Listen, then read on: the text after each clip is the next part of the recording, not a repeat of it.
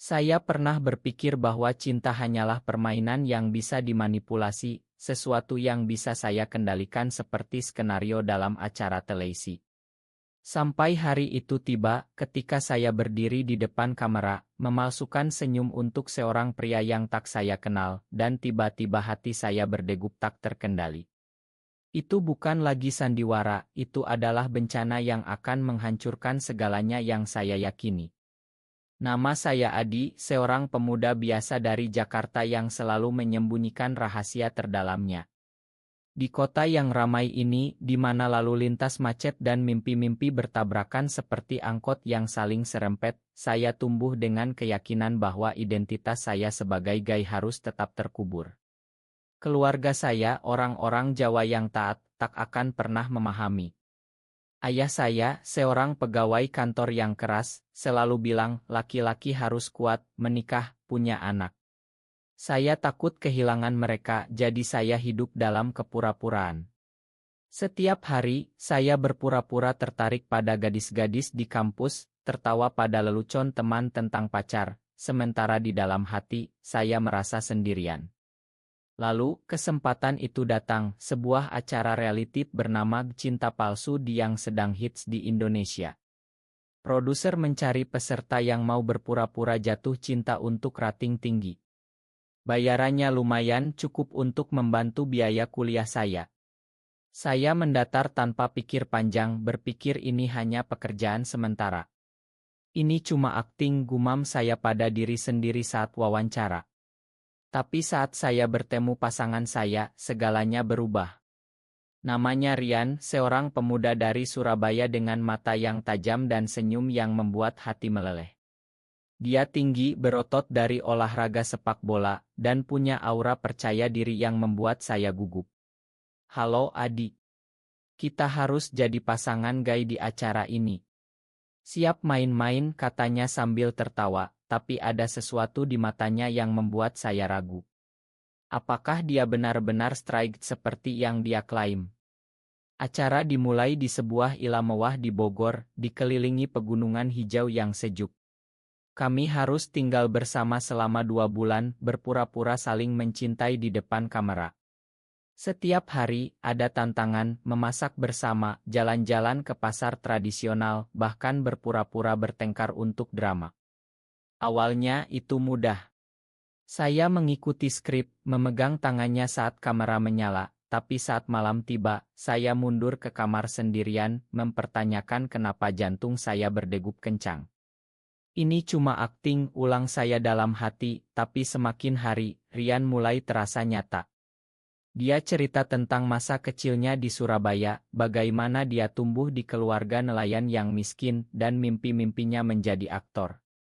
"Saya ikut acara ini karena butuh uang untuk ibu saya yang sakit," katanya suatu malam saat kami duduk di teras, angin malam Bogor menerpa wajah kami. Saya merasa simpati, tapi juga iri. Dia tampak begitu bebas, sementara saya terkungkung oleh rahasia. Perlahan batas antara palsu dan nyata mulai kabur. Saat kami berpura-pura berpelukan untuk Otto, sentuhannya terasa hangat, bukan dingin seperti yang saya harapkan. "Kamu baik-baik saja?" tanyanya saat saya menarik diri. Saya mengangguk, tapi di dalam badai sedang berkecamuk. Mengapa saya merasa seperti ini? Ini bukan bagian dari skrip. Saya mulai mempertanyakan diri sendiri, apakah saya benar-benar bisa menyembunyikan perasaan ini? Apakah Rian merasakan hal yang sama? Setiap malam, saya berbaring di tempat tidur, memikirkan senyumnya, tawanya, dan bagaimana dia membuat saya merasa diterima. Tapi saya takut. Di Indonesia, di mana masyarakat masih konservatif, cinta seperti ini bisa menghancurkan hidup. Saya ingat teman saya yang diusir keluarga karena orientasinya. "Jangan jatuh cinta sungguhan, Adi," peringat saya pada diri sendiri. Tapi hati tak mendengar. Suatu hari, saat syuting di pasar malam, Rian tiba-tiba memegang tangan saya tanpa skrip. "Ini untuk membuatnya lebih nyata," katanya, tapi matanya berkata lain. Saya merasa panas naik ke wajah. Apakah ini permulaan dari sesuatu yang berbahaya? Konflik dalam hati saya semakin dalam. Saya ingin lari, tapi juga ingin tetap. Ini adalah awal dari perjalanan yang akan mengubah segalanya. Semakin hari, rasa itu tumbuh seperti rumput liar di musim hujan, tak bisa dikendalikan. Rian mulai menunjukkan sisi yang tak terduga, membuat saya semakin bingung antara sandiwara dan kenyataan. Setiap sentuhan, setiap tatapan, seperti pisau yang menusuk hati saya, mengingatkan bahwa ini bisa berakhir dengan kehancuran. Kami pindah ke Bali untuk episode selanjutnya, di mana pantai-pantai indah seharusnya menjadi latar romantis palsu kami. Tapi di sana, di bawah matahari terik kuta, Rian mulai berubah. Dia lebih sering mencari saya di luar kamera, mengajak jalan-jalan ke pura atau makan nasi campur di warung pinggir jalan. "Adi, kamu tahu nggak, aku mulai suka beneran sama kamu," katanya suatu sore saat kami duduk di pantai, ombak menyapa kaki kami. Saya tertawa, berpikir itu bagian dari akting, tapi hatinya serius. "Jangan bercanda, Rian. Ini kan cuma show." Tapi di dalam, saya panik. Apakah dia tahu rahasia saya? Apakah ini jebakan? Malam itu, saya tak bisa tidur. Pikiran saya berputar-putar, bagaimana jika ini nyata? Saya yang selama ini menyembunyikan diri, tiba-tiba merasa terpapar. Rian dengan latar belakangnya yang sederhana, tampak tak peduli dengan norma masyarakat. "Di Surabaya aku punya teman gay dan aku nggak masalah," katanya sekali. Tapi bagi saya itu berbeda. Keluarga saya di Jakarta menunggu saya pulang sebagai anak baik. Saya mulai menghindarinya, tapi itu hanya membuat konflik semakin parah. Saat syuting tantangan romantis, seperti menari legong bersama, tubuh kami dekat, dan saya merasakan getaran yang tak bisa diabaikan. "Kenapa kamu menjauh?" tanyanya saat kamera mati. Saya tak jawab, tapi di hati, saya berteriak, karena aku takut jatuh cinta. Konflik internal saya mencapai puncak saat kami bertengkar sungguhan. Produser senang berpikir itu drama bagus, tapi bagi saya itu nyata. Rian marah karena saya dingin dan saya meledak, "Ini cuma palsu. Jangan bikin rumit." Dia terluka dan saya menyesal. Malam itu, saya duduk sendirian di kamar hotel, mempertanyakan segalanya. Mengapa saya ikut acara ini? Untuk uang? Atau untuk mencari sesuatu yang hilang dalam diri saya? Rian datang ke kamar saya, mengetuk pelan. "Adi, kita bicara." Kami duduk, dan dia cerita tentang masa lalunya, pernah jatuh cinta pada pria, tapi ditolak karena takut masyarakat. "Aku pikir acara ini kesempatan untuk jadi diri sendiri," katanya. Saya terkejut. Jadi dia juga. Perasaan saya meledak. Kami berpelukan tapi tak lebih dari itu, hanya kenyamanan emosional. Tapi besoknya, semuanya berubah. Saya mendengar dari kru bahwa Rian punya pacar rahasia, seorang wanita di Surabaya. Apakah ini pengkhianatan? Hati saya hancur. Kenapa dia bohong, gumam saya. Konflik semakin dalam, saya merasa dikhianati, tapi juga marah pada diri sendiri karena percaya. Di episode berikutnya, di Yogyakarta, kami harus berpura-pura rekonsiliasi. Tapi di balik senyum ada badai. Saya mulai mempertanyakan motifnya, apakah dia menggunakan saya untuk popularitas? Pikiran negatif itu menggerogoti saya. Setiap malam, saya berdoa di masjid terdekat, mencari ketenangan. "Ya Allah, tolong beri petunjuk," bisik saya. Tapi hati tetap kacau. Rian mencoba mendekat lagi, tapi saya tolak. "Kita cuma partner show," kata saya dingin. Dia terlihat sedih, dan itu membuat saya semakin tersiksa. Apakah saya terlalu paranoid? Atau ini memang jebakan? Cinta yang mulai tumbuh kini dipenuhi duri. Saya merasa sendirian di tengah keramaian Jogja, di mana candi-candi kuno seolah menyaksikan perjuangan hati saya. Ini bukan lagi tentang acara, ini tentang identitas saya, tentang keberanian menghadapi diri sendiri. Tapi pengkhianatan itu seperti racun, meracuni segalanya. Saya harus memutuskan, lanjut atau berhenti. Jawabannya tak mudah, dan emosi semakin membara. Pengkhianatan itu seperti badai tropis yang datang tiba-tiba, menghancurkan segala harapan yang baru saja bertunas. Rian yang saya mulai percayai, ternyata menyembunyikan rahasia yang menusuk hati lebih dalam dari pisau. Setiap kata manisnya kini terasa seperti dusta, membuat saya mempertanyakan segala yang saya rasakan. Kembali ke Jakarta untuk episode klimaks, kota asal saya yang penuh kenangan pahit. Di sini, di tengah gedung-gedung tinggi dan hiruk-pikuk Monas, konflik kami mencapai titik didih. Saya konfrontasi Rian di luar kamera, di sebuah kai kecil di Tamrin. "Siapa dia? Pacarmu yang sebenarnya?" tanya saya dengan suara gemetar. Dia terkejut tapi tak menyangkal. "Itu dulu, Adi. Sebelum acara ini, aku sudah putus." Tapi kata-katanya tak meyakinkan. Saya merasa dikhianati, seperti mainan yang dibuang setelah bosan. "Kenapa kamu bohong? Ini cuma untuk rating," ledak saya. Dia mencoba jelaskan, tapi emosi saya membutakan. Di dalam hati, saya berperang. Bagian dari saya ingin percaya, tapi yang lain takut terluka lagi. Malam itu, saya pulang ke rumah keluarga, berpura-pura semuanya baik. Ibu menyambut dengan pelukan, tapi saya merasa palsu. "Adi, kamu terkenal sekarang. Acara itu bagus," katanya. Saya tersenyum, tapi di kamar, air mata mengalir. Mengapa hidup begini rumit? Di Indonesia, di mana norma agama dan budaya menekan, cinta seperti ini seperti dosa yang tak termakan. Saya ingat doa-doa saya di masjid mencari ampunan. Tapi hati tetap memanggil nama Rian. Besoknya, syuting berlanjut dengan tantangan besar, mengaku cinta di depan keluarga palsu. Rian melakukannya dengan tulus, matanya penuh emosi. "Aku cinta kamu, Adi," katanya. Kamera merekam, tapi bagi saya itu nyata. Tapi pengkhianatan masih menghantui. Saya balas dengan dingin, membuat produser marah. "Ini kurang drama," teriak mereka. Tapi drama sebenarnya ada di hati saya. Saya mulai curiga ada yang lebih besar, mungkin Rian dikirim oleh produser untuk memanipulasi. Pikiran itu membuat saya paranoid. Saya hubungi teman lama, mencari nasihat.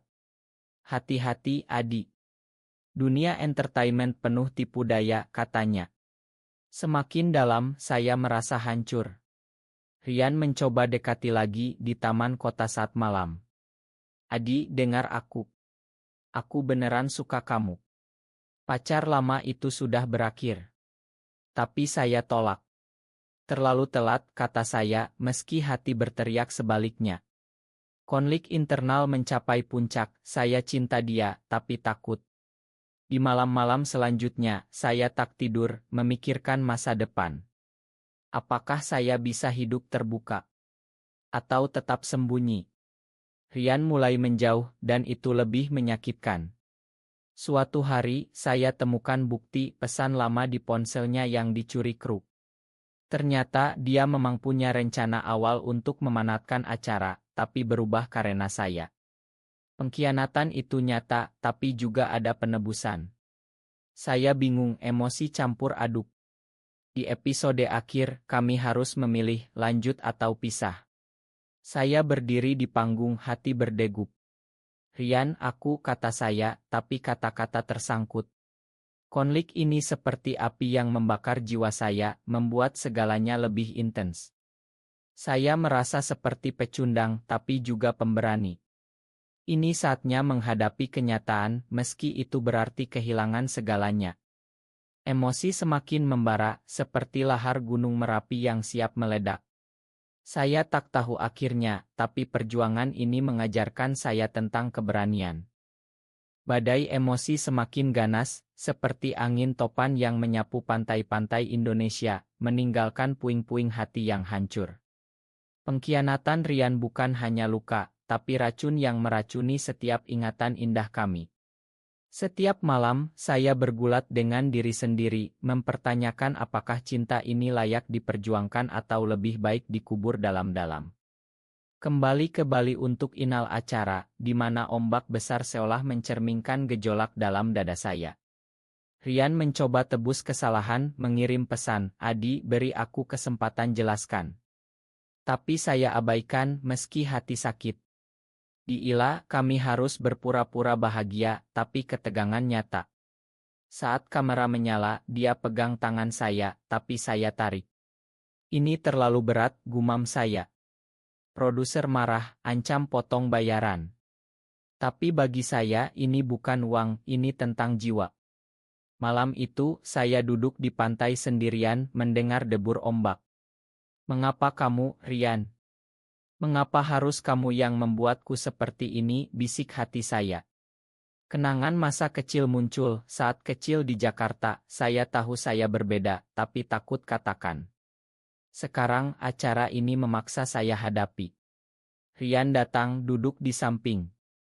"Adi, aku salah. Awalnya, ya, aku pikir ini cuma pekerjaan. Tapi kamu ubah segalanya." Matanya basah, dan untuk pertama kali, saya lihat kerapuhannya. Dia cerita tentang tekanan keluarga, tentang bagaimana dia juga sembunyi. "Aku gay, Adi. Dan aku cinta kamu beneran." Kata-kata itu seperti petir, menghancurkan tembok saya. Tapi pengkhianatan masih ada. "Bagaimana aku percaya?" tanya saya. "Kami bertengkar hebat, suara kami hilang dalam angin malam. Kamu gunakan aku," tuduh saya. "Tidak. Aku takut kehilanganmu," balas dia. Emosi meledak, air mata mengalir. Saya lari, tapi dia kejar. Di pura terdekat, kami berhenti, napas tersengal. "Adi, makan aku," katanya. Saya runtuh peluk dia, tapi konflik tetap. Besoknya, di syuting, ada twist, produser ungkap bahwa acara ini dirancang untuk memanipulasi emosi asli. Itu pengkhianatan ganda. Saya marah pada semuanya, termasuk diri sendiri. "Kenapa aku biarkan ini terjadi?" jerit hati saya. Rian juga terkejut, dan kami bersatu melawan produser. Tapi itu hanya sementara. Di dalam saya ragu apakah cintanya nyata. Pikiran itu menyiksa saya setiap detik. Saya hubungi keluarga, hampir cerita, tapi takut. "Adi, kamu baik?" tanya ibu lewat telepon. Saya bohong, tapi suara retak. Emosi semakin dalam, seperti samudra yang tak berujung. Saya mulai lihat sisi manusiawi Rian, dia rawat ibunya yang sakit, kirim uang dari acara. Itu buat saya lembut. Tapi pengkhianatan awal seperti bayang-bayang. Di malam inal, kami harus nyatakan perasaan di depan penonton. Saya berdiri, hati berdegup kencang. "Rian, meski ada pengkhianatan, aku..." Kata-kata tersendat. Konflik mencapai enit, membuat saya merasa hidup dan mati sekaligus. Ini bukan lagi show, ini pertarungan jiwa. Saya harus pilih, makan atau lepaskan. Jawaban itu akan menentukan segalanya, dan emosi seperti tsunami yang siap menerjang. Tsunami emosi menghantam dengan kekuatan yang tak terbayangkan, meninggalkan saya terombang-ambing di lautan ketidakpastian. Pengkhianatan Rian bukan lagi sekadar luka, tapi jurang yang menganga, memaksa saya hadapi kegelapan terdalam-dalam diri. Setiap hembus napas terasa berat, seperti beban seluruh norma masyarakat Indonesia yang menindih bahu saya. Di panggung inal acara di Jakarta, di hadapan ribuan penonton virtual, saya berdiri dengan hati yang retak. Rian di samping, matanya memohon. "Adi, katakan saja," bisiknya. Tapi kata-kata macet di tenggorokan. Produser tersenyum licik, tahu ini drama emas. Tapi bagi saya, ini akhir dari perjuangan panjang. Saya ingat semuanya, pertemuan pertama, sentuhan palsu yang jadi nyata, pengkhianatan yang hancurkan kepercayaan. "Aku cinta kamu, Rian." "Tapi pengkhianatanmu," kata saya akhirnya, suara gemetar. Penonton terdiam, lalu tepuk tangan. Tapi di balik itu hati saya berperang sengit. Malam setelah acara, kami bertemu di atap hotel, angin malam Jakarta menyapa dingin. Adi, aku janji itu masa lalu. Aku pilih kamu sekarang, katanya, suara penuh penyesalan. Saya ingin percaya, tapi bayang pengkhianatan seperti hantu. Bagaimana jika besok kamu tinggalkan aku karena tekanan masyarakat, tanya saya. Dia peluk saya erat, dan untuk pertama kali, saya biarkan. Tapi konflik tetap bergolak, keluarga saya, teman-teman, masyarakat yang mungkin tolak kami. Di Indonesia, di mana undang-undang tak selalu lindungi, cinta ini seperti api yang bisa membakar diri sendiri. Saya pulang ke rumah, dan akhirnya cerita pada ibu. Bu, aku gay. Dan aku cinta Rian. Air mata ibu mengalir, tapi dia peluk saya. Anakku, aku cinta kamu apa adanya.